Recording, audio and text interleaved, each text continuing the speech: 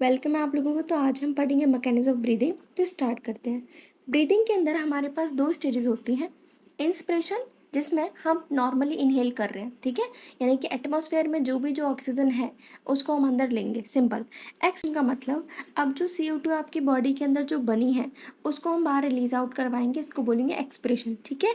So expression by which alveolar air is released out. अब alveolar air का मतलब क्या है, देखो हमारे लंग्स में जो ऑक्सीजन गई थी वो एंड में कहाँ पहुंची थी, एल्वियोली के पास। अब इस एल्वियोली से सारी ऑक्सीजन किसके पास गई, सेल के पास, टिश्यू के पास, यानी पूरी बॉडी ने यूज़ कर ली। क्लियर। अब बॉडी ने भी तो कुछ ना कुछ मेटाबॉलिज्म किया, तो क्या रिलीज हुआ, CO2। अब इस CO2 को वापस से हम एल्वियोली के अंदर पहुंचा देंगे और एल्वियोली के थ्रू सारे के सारे हम एयर जो भी है, जो CO2 है, उसको हम बाहर निकाल देंगे। Clear. So expression by which alveolar air is released out, ठीक है। अब ये जो मूवमेंट है एयर का, यानी कि जो O2 है वो अंदर आ रही है, CO2 बाहर जा रही है, ठीक है, ये इतना आसान नहीं है। इसके लिए हमें एक प्रेशर ग्रेडियंट को बनवाना पड़ता है, ठीक है। एक लंग्स और एटमॉस्फेयर के बीच में एक प्रेशर ग्रेडियंट जनरेट करना पड़ेगा, तब जाके हमारे पास ऐसी चीज़ें हो पाएंगी, ठीक है। अब जैसे कि हम अगर बात बताएं अब जैसे कि देखें इंस्पिरेशन, इंस्पिरेशन कब होगा, जब हमारे पास लंग्स के अंदर प्रेशर कम है O2 का, ठीक है, क्योंकि लंग्स के अंदर अभी O2 ज़्यादा आपके पास नहीं है, लेकिन सराउंडिंग में, एनवायरनमेंट में आपके पास ऑक्सीजन की कंसनट्रेशन ज़्यादा है, ठीक है। तो हम पढ़ते भी हैं कि हायर कंसनट्रेशन चीज़ कहाँ बहती है, लोअर कंसनट्रेशन की तरफ। तो बाहर ज़्यादा क्या है, O2, अंदर लंग्स के अंदर O2 क्या है, कम। तो इसका मतलब जब इंट्रा पल्मोनरी प्रेशर, इंट्रा मतलब अंदर, पल्मोनरी मतलब लंग्स की बात हो रही है, यानी जब लंग्स के अंदर का प्रेशर कम होगा as compare to atmospheric pressure, इसका मतलब इंट्रा पल्मोनरी प्रेशर जब कम होगा एटमॉस्फेरिक प्रेशर से, तो हम बोलेंगे कि हमारे पास इंस्पिरेशन होगा, ठीक है। तो ये एक तरीके से नेगेटिव प्रेशर हुआ, ठीक है। अगर मैं बात करूँ एक्सप्रेशन कैसे होगा, तो एक्सप्रेशन में जस्ट इंस्पिरेशन का उल्टा कर दो। हमारे इंस्पिरेशन में पहले क्या था, लंग्स में प्रेशर कम था, अब लंग्स में प्रेशर ज़्यादा कर दो, ठीक है। जो हमारे पास जो प्रेशर ग्रेडियंट था, एटमॉस्फेयर में पहले ऑक्सीजन ज़्यादा थी, अब एटमॉस्फेयर में CO2 की कंसनट्रेशन कम कर दो, क्योंकि बॉडी में आपके पास CO2 बहुत ज़्यादा बढ़ गई है, ठीक है। तो एक्सपल्शन कैसे होगा एयर का, जैसे कि एक मानो बलून को आप इमेजिन करो, उसके अंदर आपने गैस भर दी है, ठीक है। अब जब वो फटता कब है, जब उसके अंदर ज़्यादा ही प्रेशर हो जाएगा, ठीक है, एयर का। इसी तरीके से एक्सप्रेशन तब होगा जब इंट्रा पल्मोनरी प्रेशर ज़्यादा होगा as compare to atmospheric pressure, ठीक है, क्योंकि अब लंग्स के अंदर क्या प्रेशर ज़्यादा है CO2 का, और बाहर क्या है हमारे पास CO2 कम। एक तरीके से O2 आ रही है, फिर CO2 बाहर निकल रही है, ये चीज़ें हो कैसे पा रही हैं, आखिरकार हमारी लंग्स को कौन कमांड दे रहा है कि किस तरीके से वर्क करना है, किस तरीके से नहीं। तो हमारे पास डायफ्राम होता है और हमारे पास कुछ मसल्स होती हैं, लाइक इंटरकोस्टल मसल्स और एक्सटर्नल इंटरकोस्टल मसल्स, ठीक है। ये हमारी हेल्प करती हैं जिससे कि रिब्स, यानी कि जो पसलियाँ हैं वो हमारे पास ऊपर नीचे होंगी, ठीक है, जिसकी वजह से ऐसा ग्रेडियंट जनरेट हो पाता है। क्लियर। तो इंस्पिरेशन कब होगा, आप सुनो। हमारे पास जैसे कि ये है लंग्स, ठीक है, इंस्पिरेशन मतलब कि हमें एयर अंदर लेनी है लंग्स के अंदर, ठीक है। तो जब सांस लेते हैं तो आप लोगों ने देखा होगा कि जो चेस्ट रीजन है वो काफ़ी रेज्ड अप हो जाता है, ठीक है। सो इंस्पिरेशन में क्या होगा, जैसे ही हम एयर अंदर लेंगे तो अब लंग्स के अंदर प्रेशर क्या था, कम था, ठीक है, बाहर क्या है, प्रेशर ज़्यादा है एयर का, तो एयर अब अंदर आएगी, ठीक है। अब हमें क्या करवाना है, हमें वॉल्यूम बढ़वाना है लंग्स का, ताकि ज़्यादा से ज़्यादा एयर हम अंदर ले सकें। तो उसके लिए कौन हेल्प करेगा, हमारे पास रिब्स और स्टर्नम। स्टर्नम कहाँ थी, हमारे आगे की तरफ थी, ठीक है, और रिब्स क्या थी, लेटरली साइड थी। अब वो क्या करेंगे, वो दोनों के दोनों लंग्स को ऊपर की तरफ उठाएंगे, ठीक है। अब जैसे ही थोरेसिक कैविटी हमारी ऊपर की तरफ होगी, चेस्ट कैविटी, तो हमारे पास ऑटोमेटिकली वॉल्यूम जो है थोरेक्स का वो इंक्रीज हो जाएगा, ठीक है। इसके अलावा हमारे पास डायफ्राम क्या करता है, तो सुनो, नॉर्मल इसकी जो लोकेशन ऐसे होती है, इसकी पोजीशन, तो देखो डायफ्राम कैसे काम करेगा, वैसे डायफ्राम की ऐसे होती है पोजीशन, बट जब हमें इंस्पिरेशन कराना है तो ये ऐसे हो जाता है फ्लैटन, क्यों, क्योंकि हमें तो एयर ज़्यादा से ज़्यादा अंदर लेनी है, ठीक है, ठीक है। तो सुनो, हमारे पास क्या होता है, कॉन्ट्रैक्शन होगा डायफ्राम का, जिसकी वजह से थोरेसिक चैम्बर का वॉल्यूम ऑटोमेटिकली इंक्रीज हो जाएगा इन एंटीरो पोस्टीरियर एक्सिस। क्लियर। और जो इंटरकोस्टल मसल्स थी वो हेल्प करवाएंगी रिब्स और स्टर्नम को ऊपर करवाने में, ठीक है, जिससे ऑटोमेटिकली वॉल्यूम जो है थोरेसिक चैम्बर का वो इंक्रीज हो जाएगा इन डोर्सो वेंट्रल एक्सिस। ठीक, अब ओवरऑल जैसे इंक्रीज होगा आपके पास, मानो जो वॉल्यूम है वो बढ़ गया, ठीक है, तो इससे क्या होगा, पल्मोनरी वॉल्यूम भी आपके पास बढ़ जाएगा। मतलब कि आपका जो चेस्ट कैविटी का जो रीजन था, अगर वो उसका वॉल्यूम अगर ज़्यादा बढ़ गया है तो नॉर्मल सी बात है आप लंग्स का भी साइज बढ़ जाएगा, वॉल्यूम जो उनका इंक्रीज हो जाएगा। ठीक है, दूसरा हमारे पास क्या है, an increase in pulmonary volume decreases the pulmonary pressure to less than atmospheric pressure. मतलब कि जैसे ही हमारे पास लंग्स का वॉल्यूम इंक्रीज होगा तो अब हमारे पास क्या होगा, लंग्स के अंदर प्रेशर क्या हो गया, कम, और बाहर क्या है, प्रेशर ज़्यादा, तो अपने आप जो एयर है वो अंदर की तरफ आ जाएगी। ठीक, एक्सपानी पोजिशन में, एक्सप्रेशन में हमें क्या करवाना है, एयर को बाहर निकालना है। कौन सी एयर, CO2। वो कैसे निकलेगी, तो जो रिब्स है और स्टर्नम है उसको बोलो कि वापस से वो अपनी ओरिजिनल पोजीशन के अंदर आ जाए। अब जैसे ही ये दोनों अपनी ओरिजिनल, ठीक है, अब जैसे ही ये दोनों अपने ओरिजिनल पोजीशन के अंदर आएंगे तभी हमारे पास जो थॉरेक्स का जो वॉल्यूम है, जो चेस्ट कैविटी का जो वॉल्यूम है वो कम हो जाएगा। अगर इसका वॉल्यूम कम हो गया तो ऑटोमेटिकली पल्मोनरी वॉल्यूम भी कम हो गया। ठीक है, इसके लिए हमारे पास डायफ्राम जो था वो रिलैक्स हो गया, पहले हो गया था ऐसे इंस्पिरेशन में, अब वापस से ऊपर की तरफ डोम शेप्ड स्ट्रक्चर में आ गया। तो इससे क्या हुआ, अब देखो साइज कितना कम हो गया, अब सारी की सारी एयर कहाँ जाएगी, बाहर की तरफ जाएगी। क्लियर, तो एक्सप्रेशन में हमारे पास क्या होगा, डायफ्राम और तुम्हारे पास स्टर्नम पुरानी पोजीशन के अंदर आ जाएंगे। ठीक है, जिससे कि थोरेसिक वॉल्यूम डिक्रीज हो जाएगा और उसी से पल्मोनरी वॉल्यूम भी कम हो जाएगा।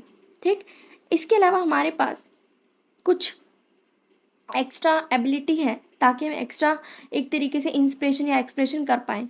ठीक है, हमारे पास एब्डोमेन में कुछ मसल्स प्रेजेंट होती हैं जिसकी वजह से हम एक्स्ट्रा इंस्पायर कर सकते हैं, एक्स्ट्रा एक्सपायर कर सकते हैं, यानी इनहेल भी कर सकते हैं और एक्सहेल भी कर सकते हैं। ठीक है, तो अगर मैं नॉर्मल ह्यूमन की बात करूँ तो वो 1 मिनट में 12 से 16 बार ब्रीदिंग करता है। ठीक है, अब ये जो मेरे को ब्रीदिंग मूवमेंट है, अगर मुझे पता करना हो कि किसका किस तरीके से लंग्स के फंक्शन काम कर रहे हैं तो हम पता करवा सकते हैं बाय यूजिंग स्पायरोमीटर। क्लियर, अब देखते हैं रेस्पिरेटरी वॉल्यूम एंड कैपेसिटी। अब हम पहले तो देखेंगे वॉल्यूम्स, ठीक है, फिर देखेंगे कैपेसिटी। तो वॉल्यूम्स हमारे पास होते हैं 4, टाइडल वॉल्यूम, IRV, ERV और रेजिडुअल वॉल्यूम। सो टाइडल वॉल्यूम मतलब आप सांस ले रहे हो फिर आप रिलीज कर रहे हो, नॉर्मल आप ब्रीदिंग कर रहे हो, आपने कोई एक्स्ट्रा कोई वर्क नहीं कर रहे हो। ठीक है, ये क्या होता है, वॉल्यूम ऑफ एयर इंस्पायर्ड। ठीक है, तो यानी टाइडल वॉल्यूम क्या हो गया, वॉल्यूम ऑफ एयर इंस्पायर्ड और expired during a normal respiration is known as tidal volume.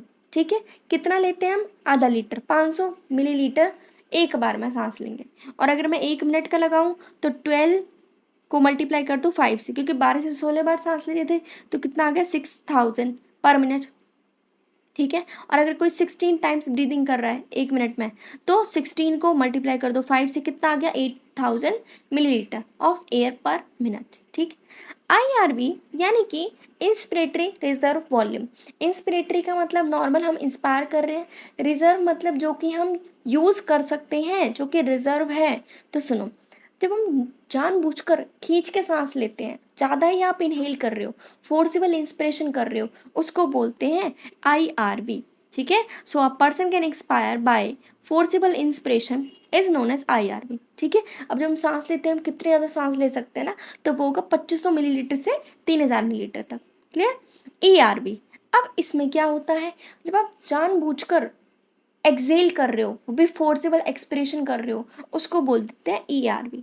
ठीक है, so a person can expire by forcible expiration, जिसमें आप जानबूझकर ब्रीदिंग एक तरीके से एक्सेल कर रहे हो, ठीक है, धक्का लगा रहे हो एक तरीके से, तो वो क्या होगा, 1000 मिलीलीटर से 1100 मिलीलीटर तक की इसकी रेंज होती है। ठीक है, सो क्या होगा, टाइडल वॉल्यूम नॉर्मल आपने सांस ली, नॉर्मल आपने रिलीज कर दी, IRV जबरदस्ती की आपने सांस ली, ERV जबरदस्ती की सांस आपने बाहर रिलीज की।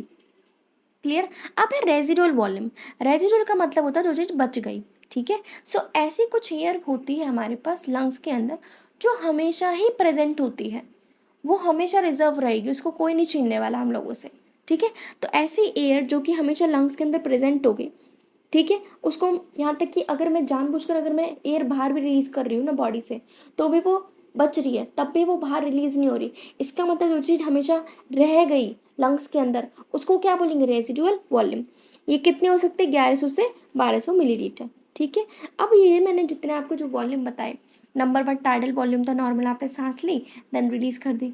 IRV आपने ज़बरदस्ती किया, आपने फोर्सिबल इंस्पिरेशन किया, ठीक है। ERV आपने फोर्सिबल एक्सप्रेशन किया, ठीक है। रेजिडुअल वॉल्यूम जो एयर आपकी लंग्स के अंदर हमेशा रह गई, ठीक है, यहाँ तक कि फोर्सिबल एक्सप्रेशन करने के बाद भी।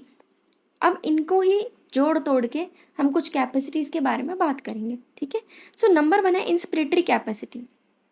अभी तक मैंने आपको इंस्पिरेशन से रिलेटेड मैंने 2 चीज़ें पढ़ाई हैं। नंबर 1 टाइडल वॉल्यूम जिसमें हम नॉर्मल इंस्पायर कर रहे थे, ठीक है।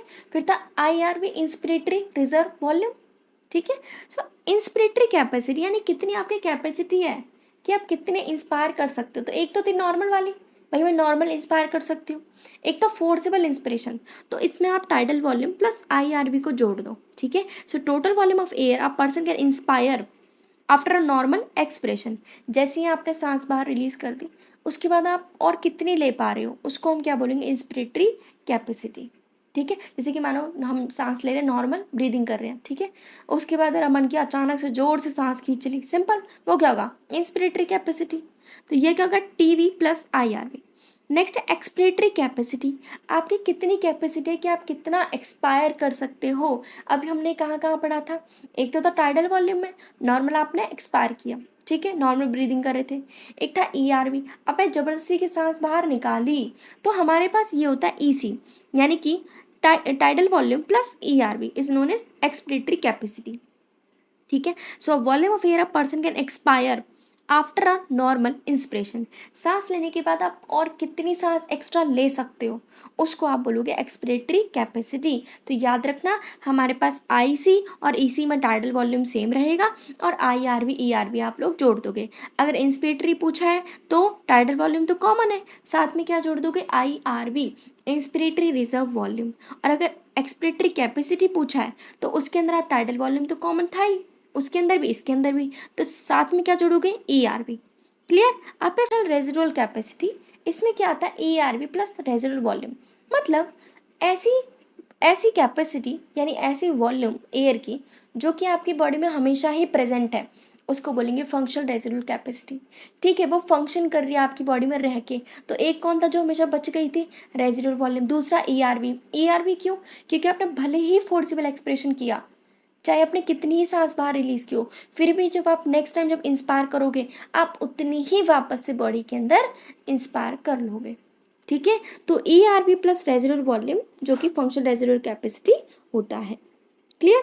सो वाइटल कैपेसिटी क्या है, वाइटल जो कि ज़रूरी है, भाई सांस ले रहे हो, बिल्कुल आपको टाइडल वॉल्यूम ज़रूरी है, नॉर्मल ब्रीदिंग करनी नहीं करनी, बिल्कुल।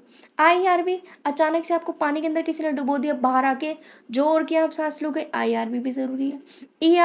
ERV भी ज़रूरी है, ठीक है। सो ये तीनों की तीनों हमारे पास क्या है, वाइटल कैपेसिटी, जो कि आपके वाइटल फंक्शंस में हेल्प कर रही है, ठीक है, बॉडी को रेगुलेट करने के लिए।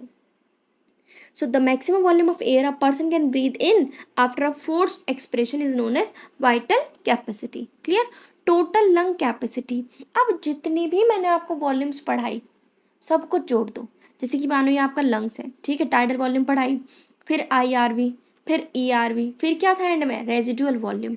इन सबको जोड़ दोगे तो बनेगी टोटल लंग कैपेसिटी। क्योंकि भाई लंग की कितनी कैपेसिटी, या तो वो नॉर्मल ब्रीदिंग कर सकता है, या फिर वो जानबूझकर अंदर और खींच सकता है एयर को, या फिर वो जानबूझकर बाहर और रिलीज कर सकता है, या फिर जो हमेशा के लिए लंग्स के अंदर जो बैठी हुई है रेजर्व वॉल्यूम, वो सारी क्या होंगी, टोटल लंग कैपेसिटी, ठीक है। So this include residual volume, expiratory reserve volume, tidal volume and IRV, ठीक है, इंस्पिरेटरी रिजर्व वॉल्यूम। या फिर आप कह सकते हो vital capacity plus residual volume. क्यों, क्योंकि वाइटल कैपेसिटी में क्या था भाई, टाइडल वॉल्यूम था, IRV थी और ERV थी, ठीक है, साथ में एक और क्या था, रेजिडुअल वॉल्यूम। तो vital capacity plus residual volume is known as total lung capacity. Clear. तो हमारे पास कितनी कैपेसिटीज आई, एक तरीके से इंस्पिरेटरी कैपेसिटी आई जिसके अंदर हमने tidal volume plus inspiratory reserve volume के बारे में बात की। फिर आई एक्सपिरेटरी कैपेसिटी जिसमें हमने tidal volume plus expiratory reserve volume जो कि रह गया वही हमारी एक्सपिरेटरी कैपेसिटी, ठीक है। फंक्शनल रेजिडुअल कैपेसिटी जो कि आपकी बॉडी में फंक्शन कर रही है हमेशा जो रहती है, एक था रेजिडुअल वॉल्यूम, एक था ERV। क्लियर। एक वाइटल कैपेसिटी जो कि बॉडी के फंक्शंस को करवाने के लिए ज़रूरी है, जैसे कि टाइडल वॉल्यूम था, IRV था, ERV, ये हमारे पास हो गई वाइटल कैपेसिटी। फिर टोटल लंग कैपेसिटी यानी residual volume plus ERV plus IRV plus residual volume हो गया आपके पास प्लस, ठीक है। टोटल लंग कैपेसिटी यानी कि residual volume, ERV, tidal volume और IRV, क्लियर। या फिर आप कह सकते हो vital capacity plus residual volume, क्योंकि वाइटल कैपेसिटी के अंदर क्या था, IRV, ERV और TV, ठीक है। यहाँ पे भी क्या है, TV, ERV और IRV, बच क्या गया, residual volume. So total link capacity को आप डिफाइन कर सकते हो by using vital capacity and residual volume, या फिर आप बोल सकते हो रेजिडुअल वॉल्यूम, ERV, IRV और टाइडल वॉल्यूम, क्लियर। तो यहाँ पे हम लोगों ने पढ़ी है ये सारी चीज़ें। इससे आगे का पार्ट हम नेक्स्ट वीडियो में कंप्लीट करेंगे, ठीक है। जिसको भी पसंद आया तो please do like, subscribe and share.